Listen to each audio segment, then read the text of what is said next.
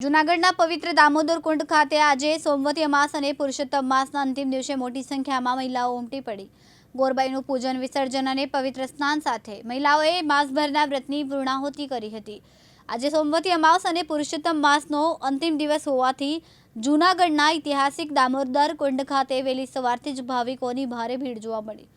ખાસ કરીને મહિલાઓ માટે વિશેષ મહત્વ ધરાવતા પુરુષોત્તમ માસની પૂર્ણાહુતિ નિમિત્તે મોટી સંખ્યામાં મહિલાઓએ દામોદર કુંડ પહોંચીને હતી।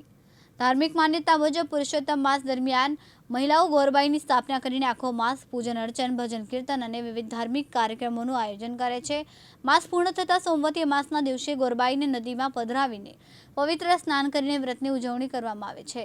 દામોદર કુંડ ખાતે મહિલાઓએ ગોરબાઈનું વિસર્જન કરીને ધાર્મિક વિધિઓ સંપન્ન કરી હતી।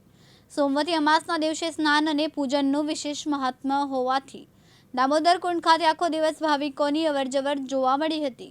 આસ્થા ભક્તિ અને પરંપરાના સંગમ સમાન આ પ્રસંગે મહિલાઓએ પરિવારના સુખ સમૃદ્ધિ અને કલ્યાણ માટે પ્રાર્થનાઓ કરી। પુરુષોત્તમ માસનો અંતિમ દિવસ આજે સોમવતી અમાસ છે, ત્યારે જૂનાગઢ દામોદર કુંડ અને નદી કાંઠાના તમામ જે વિસ્તારો છે તેમાં પુરુષોત્તમ માસ દરમિયાન જે આખો માસ વ્રત કરનાર તમામ મહિલાઓ આજે નદી કાંઠાના વિસ્તારમાં સ્નાન કરવા માટે જતા હોય છે અને ગોરબાઈનું પૂજન અર્ચન કરી અને નદીમાં પધરાવી અને આ વ્રતનો જે મહિમા છે એ પૂર્ણ કરતા હોય છે।